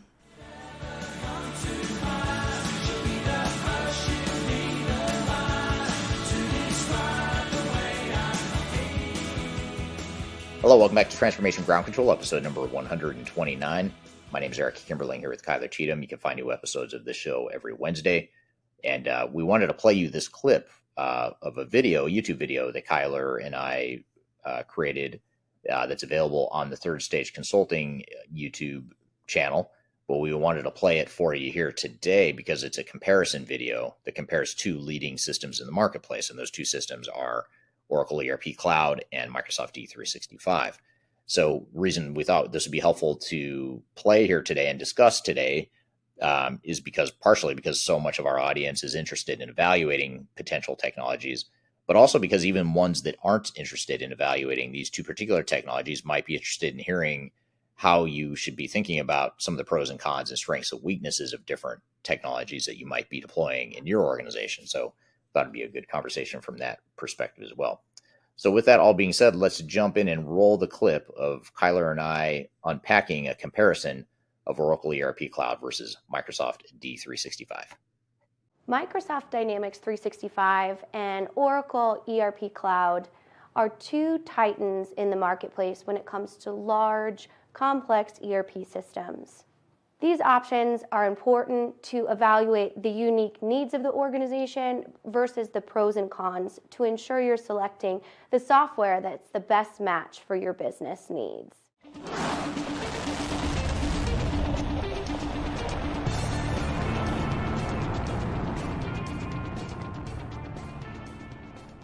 I'm Kyler Cheatham with Third Stage Consulting Group. We are a global, independent, and technology agnostic advisory firm that helps our clients achieve the third stage of digital transformation. Our support includes helping them choose the best software that meets the needs of their organization and will achieve their objectives as a business. In this video, we are going to compare Microsoft Dynamics 365 versus Oracle ERP Cloud. To kick this off, I want to play you a clip of an independent and completely technology agnostic review of Microsoft Dynamics 365 that was crafted by our founder and CEO, Eric Kimberling. So to fully understand what D365 is, it helps to look at the history of Microsoft Dynamics and Dynamics 365. So about 20 years ago, when Microsoft started really pushing into the business technology and enterprise software space, they went out and they acquired a few different companies. Companies like Navision, Great Plains, Exapta. Those were all standalone ERP systems that were acquired and eventually rolled into the umbrella of Microsoft Dynamics. And for several years, Microsoft allowed these three systems to coexist under the Microsoft Dynamics umbrella, under their original brand names of Great Plains, Exapta, Navision. And eventually, they came out with their current flagship offering, which is Microsoft Dynamics 365. And essentially what they've done here is they've combined the best of those acquisitions and those legacy solutions to create a more common system that stands alone as Dynamics 365. It's also a solution that has been built in the cloud, and so it's meant for cloud deployments. It was one of the early adopters of cloud deployments. And Dynamics 365 has two different primary products, or sub-products, if you will. One is called Business Central, Dynamics 365 Business Central, and that is the solution for smaller and mid-market companies. It's the more vanilla solution for simpler organizations, those that aren't looking for a big, heavy ERP implementation, and ones that are looking for a lower cost option. Business Central can be a good fit in those cases. In other cases, they also provide D365 Finance and Operations, which Finance and Operations is sort of the bigger ERP solution that's meant to compete with SAP and Oracle and some of the other larger ERP vendors. So typically multinational companies and larger, more complex organizations will deploy the Finance and Operations version of Microsoft D365, while the smaller counterparts will typically implement Business Central.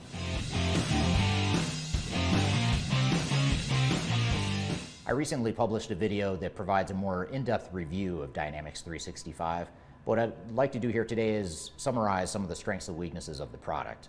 Starting with the strengths, one of the biggest strengths of the product is that it's flexible. When you compare it to other systems in the marketplace, it's generally going to be more flexible. It's something that can be configured in a number of different ways, and it can also be customized in a number of different ways as well, which could be a good or a bad thing. So that sort of flexibility is one of the big advantages of D365, as is its open architecture.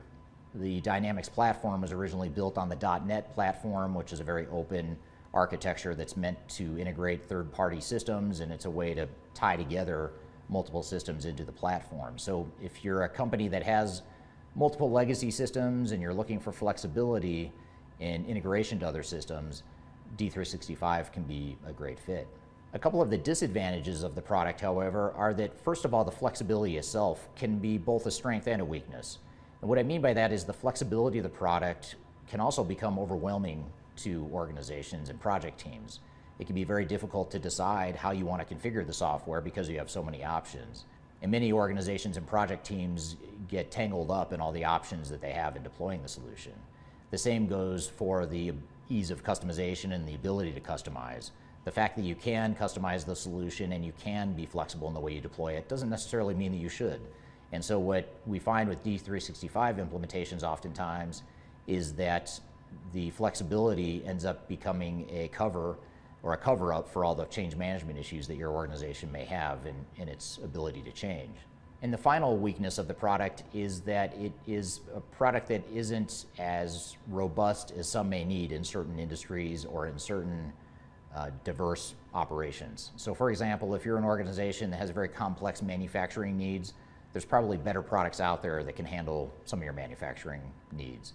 Same for warehouse management. If you're a high volume, complex distribution company, it may be tested or stressed by the needs that you have as an organization. So when evaluating D365, you really want to make sure you pressure test some of those outlying capabilities and the outlying business processes, especially as it relates to your secret sauce or your competitive advantage related business processes. When evaluating Microsoft Dynamics 365, it's helpful to understand the ecosystem of Microsoft. And what I mean by ecosystem is the supporting organizations and the supporting environment that allows you to use third parties to deploy the software. So Microsoft generally doesn't sell their software directly to consumers or end organizations. What they generally do is rely on third-party VARs or value-added resellers. These are organizations that are third-party partners of Microsoft, and their intent and focus is to implement Microsoft D365. Now, this is a good thing because it gives organizations a lot of different options, a lot of different resources in the marketplace that can help you deploy the product. The downside is that there's so many different options in the marketplace that there's a lot of variation in the capabilities of the different VARs and resellers that are out there. So you really want to vet those resellers carefully and make sure that you're navigating the sort of fragmented ecosystem carefully. Now, the other dimension that is both a strength and a weakness of the Microsoft ecosystem is they have what's called ISVs, or independent software vendors. And these, again, are third-party organizations that not only implement Microsoft D365, but in most cases, they've also built some sort of unique capability on top of D365. So you might have an industry-specific solution that takes the D365 platform and tailors it for a specific industry, and that IP or that intellectual property is only offered by that one ISV. So again, it's a pro and a con, because in one hand, it allows you to find a very specific version of Dynamics 365, but on the flip side, it's also exposing you to a third party that may or may not be a good fit for your organization, and it creates just yet another option that you have to choose from. The other thing that this calls into question is that with ISVs, they're the only ones that can support that version of the software. So you've somewhat limited your options in terms of who can support that specific version of Dynamics 365. So in general, if you're looking for something that's both has the capability of a broad, big ERP system, but is also tailored for your industry or your specific needs, then Microsoft D365 can be a great fit for you. Okay, we're here doing a comparison of Oracle ERP Cloud and Microsoft D365. And just to note, Third Stage Consulting is not affiliated with either vendor or any vendor for that matter. So that's an important note as we continue through the conversation here. But we've got a lot more to cover. We're going to take a quick break. We'll be back with more of this comparison, and we'll be back with more Transformation Ground Control. When I wake up, well, I know I'm gonna be the man who wakes up next to you. When I go out. Hi, this is Eric Kimberling with Third Stage Consulting and your host of Transformation Ground Control. I want to encourage you to read our Guide to Organizational Change Management. It's a free report or free guide that we published. It's one that I actually wrote that talks about best practices and lessons learned as it relates to change management. So as you know, on this podcast, we cover a lot of stuff related to the human sides of change, organizational change management, including training, communications, org design, all kinds of stuff as it relates to change management. So if you're trying to learn more about change management, or you're looking for more direction and ideas on how to get started on your change management strategy and your overall journey, be sure to check out this guide. You can read it by scanning the QR code on the screen in front of you, or in the links below for this particular podcast episode, you can find a link to take you to the page that'll allow you to register to go ahead and download that and read it for free. So be sure to check it out. It's the Guide to Organizational Change Management, written by yours truly. I hope you enjoy it. Let me know what you think, and hope you enjoy the rest of this episode.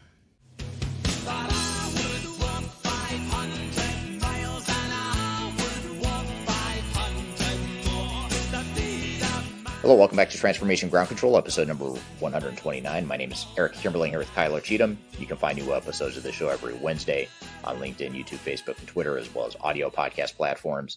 And we are here playing you a video of a comparison between Oracle ERP Cloud and Microsoft D365. Let's jump back into the conversation. Now, the Dynamics 365 product rates fairly high in terms of its general functionality and capabilities. It can provide a very broad set of capabilities and business processes and workflows to help automate your business. But implementing the solution is a different story. Sometimes implementing can be very difficult. It can be challenging. I've mentioned the fact that the flexibility of the product can actually create problems during implementation if you don't have strong project governance and you don't have a strong vision of what you want of the product. So that's one thing to watch for, is the flexibility of the product is mostly a strength, but it can create risks and challenges during implementation. The other challenge of Microsoft Dynamics 365 implementations is that, as I mentioned before, the flexibility of the product can actually mask some of the change management issues that you may be facing within your organization. So in other words, just because you can change the software to do what you want it to do or the way you might operate today doesn't mean that you should. So what ends up happening oftentimes is we see clients who are resisting change, who want to keep doing things the way they always have, but use a new software to do it, and they end up changing the software just to automate the way they've always done things. So that's a dynamic you really want to watch for, and Dynamics 365 implementations tend to require even more change management support than other ERP systems. And finally, another challenge with D365 implementations is that because of the flexibility and the architecture, the open integration, all the advantages on the technical side, it ends up creating a myopic focus on the technology. You end up focusing resources on the technology pieces of the transformation rather than the more important operational and organizational pieces. So that's a pitfall you want to watch for, is don't let the flexibility and the complexity of the product suck you into a focus strictly on the technology, because ultimately it's the people and process side of the equation that will ultimately make you successful. So these are a few of the things to think about as you consider a Dynamics 365 implementation.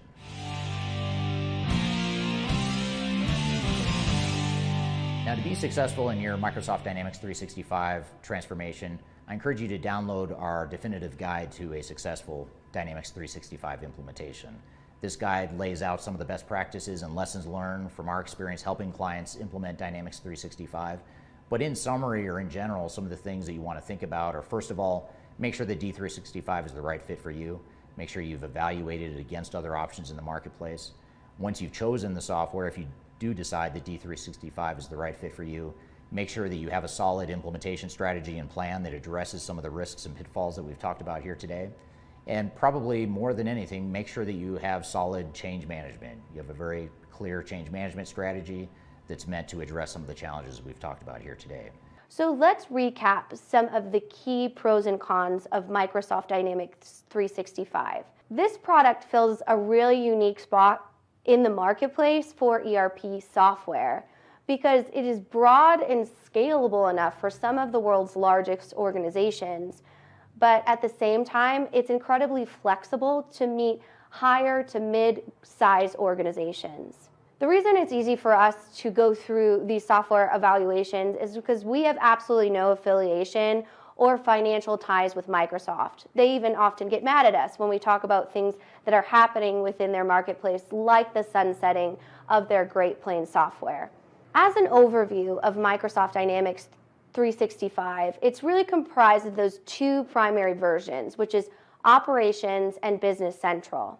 Now, F&O is generally the product that's used by more complex global organizations, while Business Central is often used by smaller to mid-sized organizations. They have both of these systems kind of intertwined because of acquisitions Microsoft has made over the years.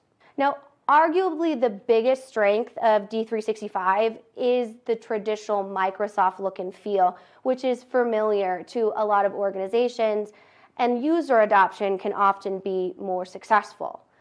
In that same lane, user experience in some ways is more intuitive among employees that are using Microsoft Office 365, SharePoint, Teams, and other Microsoft productivity tools. That integration is very smooth when it comes to the core ERP with those different applications. It's also known for its flexibility and ease of integration across many other systems. A piece of feedback we get from a lot of our clients utilizing or considering D365 is its ability to really create that interoperability across the organization with data integrations and full visibility into different workflows. Its open architecture makes it really easy to integrate with different third-party systems that might be specific to your industry or bolt-on applications. Now, this does have a dark side. Just because D365 is very flexible doesn't always mean that flexibility is a good thing. It's very easy to snowball and overcomplicate this system because of all of its opportunities and functionalities. Doesn't mean that you need to utilize all of those for your organization. Another consideration with a very flexible system is it can be difficult to really strategize on implementation and lead to overall failure. An implementation or ERP failure of this size can be incredibly expensive and disruptive to the business. Another consideration is just the overall maturity of D365 and its functionality. The system does suffer from lack of maturity just due to recent introduction into the marketplace. Some of the more advanced functionality that exists in Microsoft Dynamics or customers might be used to, the on-premise solution, has not been integrated into the SaaS or cloud-based platform. Now, one of the biggest drawbacks and a super important consideration when looking at Microsoft D365 is the reseller network. The reseller partner network is arguably the biggest weakness of this system because Microsoft takes a really laissez-faire approach to managing its partner network when compared to other vendors, and that leads to really subpar implementation partners. Now, an implementation partner is incredibly important on the technical side of achieving a successful digital transformation.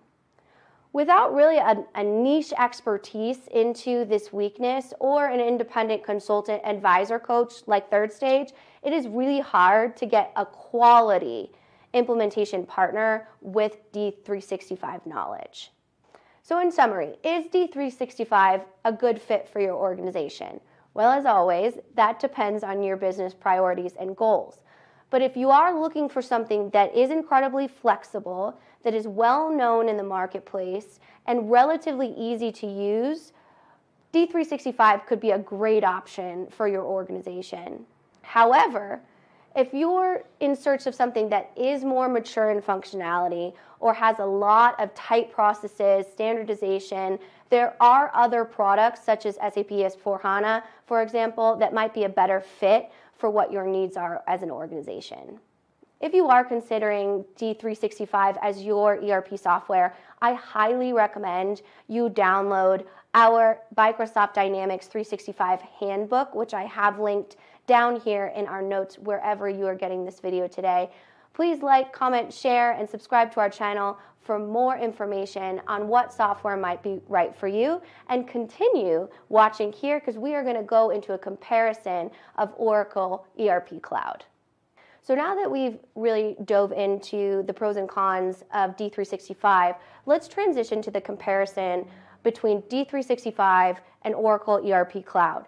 So just like before, I'll play Eric Kimberling, our CEO and founder's review of Oracle ERP Cloud, and we will summarize the comparison between the two. Oracle has been working long and hard at their whole ERP application offering. Back in the early 2000s, Oracle acquired JD Edwards and PeopleSoft, Hyperion, and a number of other ERP-related systems. And also in the early 2000s, Oracle developed Fusion, which was a middleware intended to pull together all of these different applications they had acquired. And now with the migration to the cloud and with the evolution of Oracle Fusion, Oracle has completed its transition to the cloud, or at least it's in the process of completing its transition to the cloud. And so Oracle ERP Cloud really is a culmination of all of those efforts over the years. Now, Oracle is commonly compared to SAP. It's one of the most common options for the larger organizations and the more global and multinational types of organizations. But there's some distinct differences between SAP and Oracle, and I'm going to talk about Oracle in general, in particular how it relates to SAP as well as other ERP systems in the marketplace. So one of the biggest strengths of Oracle ERP Cloud, particularly if you're comparing Oracle to SAP, is its flexibility. In general, it's a product that, because it's been built via a best-of-breed acquisition model of acquiring all these different systems that I mentioned earlier, it's really taken the best of these different applications that it's developed, and it's created a very flexible offering. Not only is the software itself flexible in terms of the general capabilities it can provide to different types of organizations, but the whole Fusion middleware provides a certain amount of flexibility and gives you a lot of different options in terms of what types of systems you might bolt on to Oracle-based systems, even if those systems aren't Oracle-based. So in general, the functionality of the product itself, as well as the architecture with Oracle Fusion as the middleware, provides a lot of flexibility and options that other ERP providers generally aren't able to provide. So flexibility is something that's important to you if you're a nimble organization, you're growing quickly, you're multinational, you have diverse needs across your organization. Oracle can be a very good fit for you.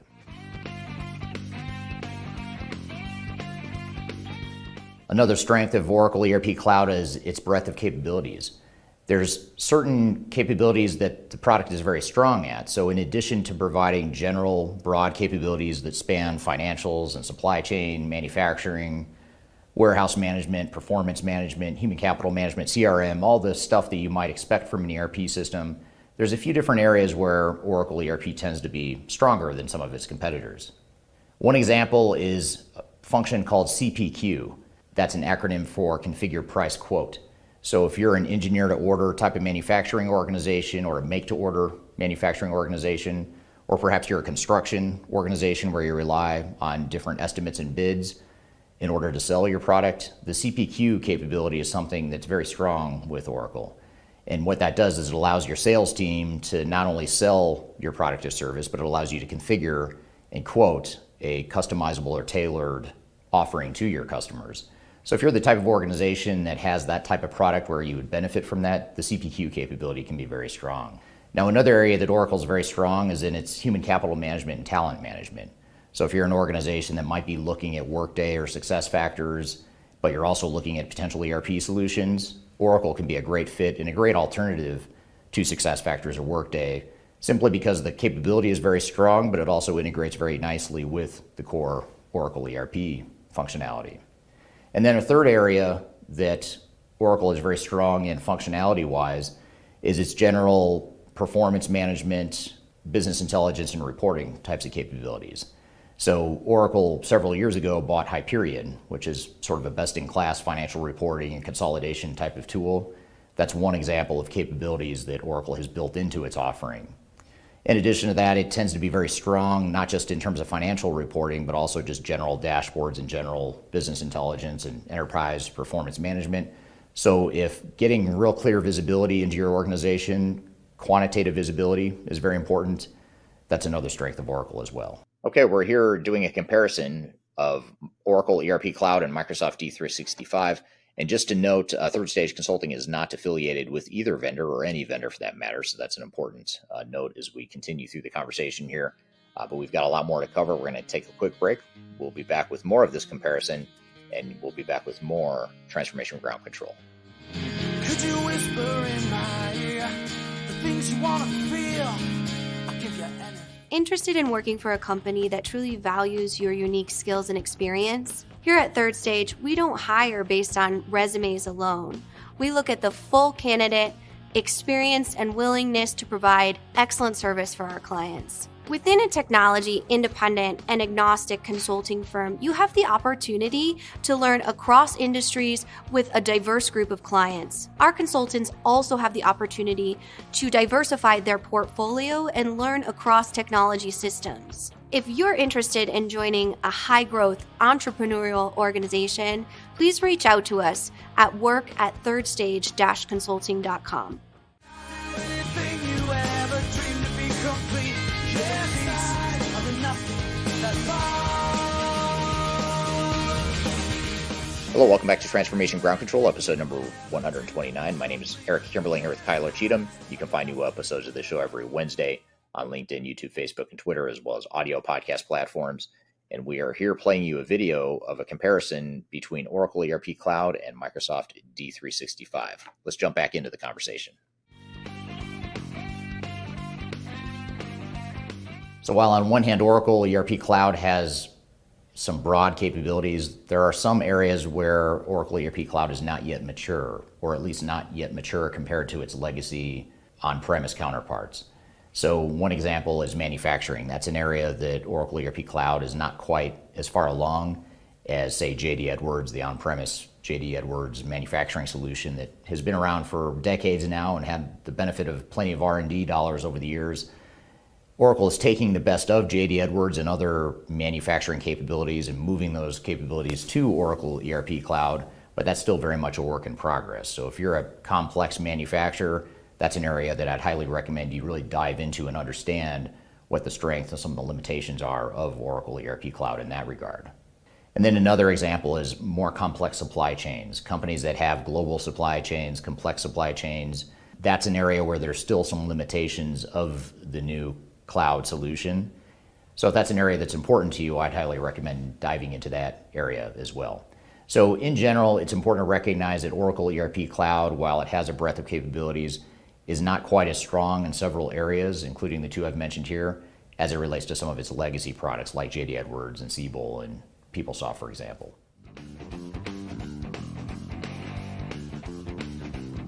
I mentioned before how flexibility is one of the strengths of Oracle ERP Cloud, and along those same lines is its ability to integrate with third-party systems. And because of that Fusion middleware that Oracle spent so many years developing, in fact, it was often ridiculed for many years because it took so long for Oracle to develop that solution, it's really given them a leg up compared to some of its competitors now because it had invested so heavily in that product for so long. So it's allowed Oracle to do two things. One is it's allowed Oracle to take these applications that it's acquired over the years, like JD Edwards, Siebel, PeopleSoft, et cetera, and integrate them into a cloud-based offering that ties together as a more cohesive unit. Secondly, it allows better integration with third-party applications. So if there's some sort of system that you need, either for regulatory purposes or just because you want a best-of-breed capability that isn't offered by Oracle, that Fusion middleware can make it easier to bolt in systems that complement Oracle ERP Cloud. So if integration is something that's going to be important to you, if you know you're going to have legacy systems or third-party systems that are non-Oracle based, Oracle ERP Cloud can be a great tool set to help you do that. So I've talked a lot about the different moving pieces and moving parts of Oracle, and while that's generally a strength in that there's a lot of capabilities, a lot of flexibility, a lot of integration that can happen with the solution, it also creates a certain amount of technical complexity that can be overwhelming for some organizations to handle. So for example, if you're an organization that doesn't have a very sophisticated or robust IT capability in-house, or you don't have solution architects in-house that can help manage some of these moving pieces and integration points, then Oracle may not be the best fit for you. But if you have a robust IT staff, you have solution architects that can figure this stuff out, it may be a good fit for you. But either way, I'd highly recommend that you watch out for the common pitfall with Oracle implementations, which is oftentimes organizations get so caught up in just trying to manage all these moving parts and trying to make the technology work and fit together that they forget about the more important parts of the transformation, the things related to people and processes, so the non-technical aspects of the transformation. So even if you do have the capabilities to support the complexity of Oracle, the other risk there that you still want to mitigate if you do move forward with Oracle is to ensure that you have proper focus on those people and process areas. So just as is the case with every review I do, there are some pros and cons with Oracle, and hopefully I've helped you identify what those strengths and weaknesses are here. Whether or not it's the right fit for you as an organization, it really depends on your priorities, your needs, and what your objectives are. If you're a high growth, flexible, nimble, entrepreneurial type of organization that values scale and flexibility and integration, it can be a great fit. If you're a company that values consistency and standardization and common business processes and simplicity from a technology perspective, Oracle may not be the best fit. So it's really a matter of weighing those strengths and weaknesses and those pros and cons and figuring out what the right priority is for your organization. So Oracle ERP Cloud is really one of the most common known ERP systems in the marketplace, and it really has helped a variety of businesses achieve a very successful digital transformation. That said, let's unpack some of the points that Eric made. So really, Oracle ERP Cloud right now is number 2 in the marketplace regarding market share, and that's right behind SAP S/4HANA. It's commonly used by Fortune 500 companies to Fortune 200 companies, so for larger global complex companies. So just like D365, Oracle ERP Cloud platform is relatively a new entrant to the ERP space. Oracle itself has a legacy company, but the flagship product in Oracle ERP Cloud is newer to the marketplace. So Oracle itself as an entity has been around for a long time and is really well established in the industry. However, some organizations still really don't have an understanding of what exactly Oracle ERP Cloud is in relation to their other legacy systems. The product itself is newer to the marketplace. It's a lot like SAP S/4HANA and Microsoft Dynamics 365. It just had a head start over a decade ago in R&D. What they called Oracle Fusion was the actual system. They spent a lot of time and money trying to develop Fusion as a solution. And at the time in the industry, they really took a lot of criticism for never really releasing Oracle Fusion. They were having a lot of trouble in technical development, but that said, now Oracle ERP Cloud gets those 10 years head start on SAP and Microsoft in R&D budget. It's also a cool consideration that Oracle started off as a database company. And that's worth noting because Oracle's databases are a key foundational piece of both Oracle Fusion and Oracle ERP Cloud. Another confusing piece in the marketplace is Oracle ERP Cloud is not the same as Oracle NetSuite. NetSuite is a product that Oracle actually acquired several years ago, and NetSuite really owns that small to mid-market companies. We recommend NetSuite a lot, but it's not always a great comparison with D365 because a company looking at D365 likely has the size of what you would need for Oracle ERP Cloud. It's much like D365 in the fact that it is a multi-tenant cloud solution, so that means that that subscription-based or SaaS-based solution could be flexible, but a little less flexible than D365. So that distinction is important that Oracle Fusion, Oracle ERP Cloud, and Oracle NetSuite are all different solutions that need their own evaluation within an organization. Some other key considerations when you're looking at Oracle ERP Cloud is that cloud maturity.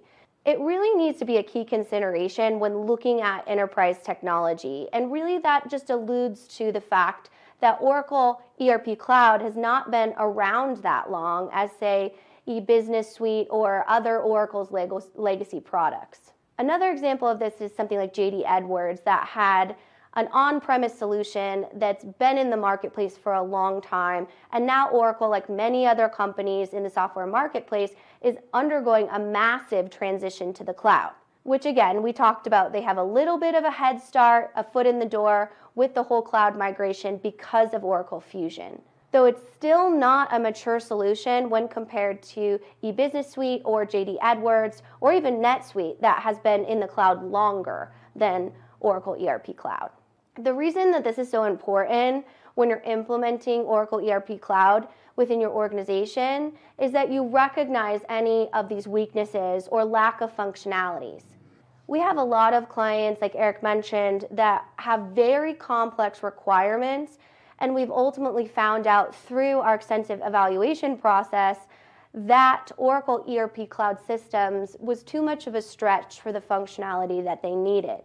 These capabilities simply have not transitioned to the cloud yet. That doesn't mean Oracle doesn't plan to do that someday. It's just not something that every functionality that you get with their on-premise legacy systems will now be in market for you to utilize. The reason we are so passionate about talking about this is we see a lot of organizations that get stuck with the limitations of the cloud maturity of this product.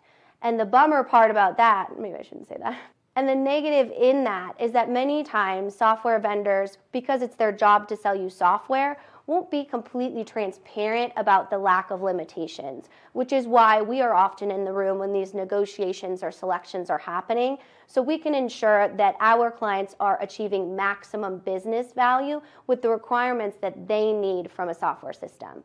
A common theme of Oracle ERP Cloud and D365 is the products are very flexible.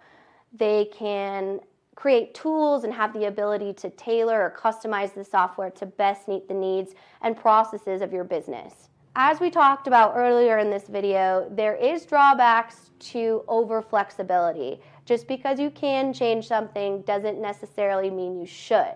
What's going to happen here, if you're looking at these two systems side by side, is you have a clear future state operating model and business process maps to ensure you're choosing the right level of flexibility for your business. Historically, Oracle has been extremely strong in data analytics, financials, all things that look at enterprise performance management.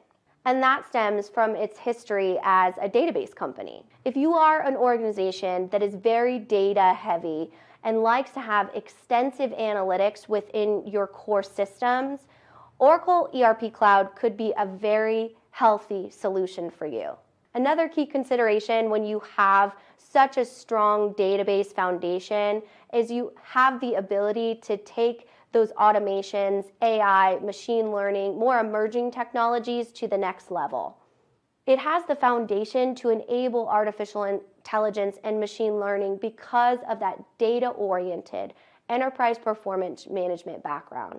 This can go across your organization when we're looking at EPM or CRM for your sales team, supply chain management, all of those different data-heavy departments that really need that ability to use the system and dig into analytics. That said, if that emerging technology in AI, automation, smart manufacturing is important to your organization and is a core need for your system upgrade, Oracle ERP Cloud is a great option. Another consideration when it comes to looking at Oracle ERP Cloud is just the complexity and cost. Because it is so data heavy in its system, it has that ability to become very overwhelming. This complexity leads to increased time and cost during implementation and just overall is more challenging. You need to consider what needs to be customized or configured to set up the system to work to showcase those end-to-end processes. The downside of this is just overkill, right? Or too much complexity for smaller organizations. But if you are that larger organization or you aspire to be in such a high growth area, it's going to provide all of those capabilities, a robust list of capabilities that you might be looking for. The last thing to consider is Oracle ERP Cloud is expensive. It is one of the top ERP systems in the industry, and when it comes to looking at cost versus functionality, it certainly has robust capabilities and is worth the cost that it charges. But if budget is a key consideration, looking at something like D365 side by side would be a good option for you. And the one consideration I'll add for both of these systems is that implementations are incredibly complex because likely these larger organizations are more likely to fail just because there's more opportunity for breakage or pain points. That's not necessarily something that points to the software directly, but it's a consideration when you are a larger, very sophisticated, complex organization. You want to ensure that you have appropriate implementation phase 0 planning and a very strong project management core team to ensure your implementation is on track. I hope that overview helps you compare these two very sophisticated ERP systems for your business. If you do have any questions about software selection or maybe a functionality that your industry needs specifically, feel free to reach out to me directly at kyler.cheatham@thirdstage-consultinggroup.com. My contact information is also in the description for this video.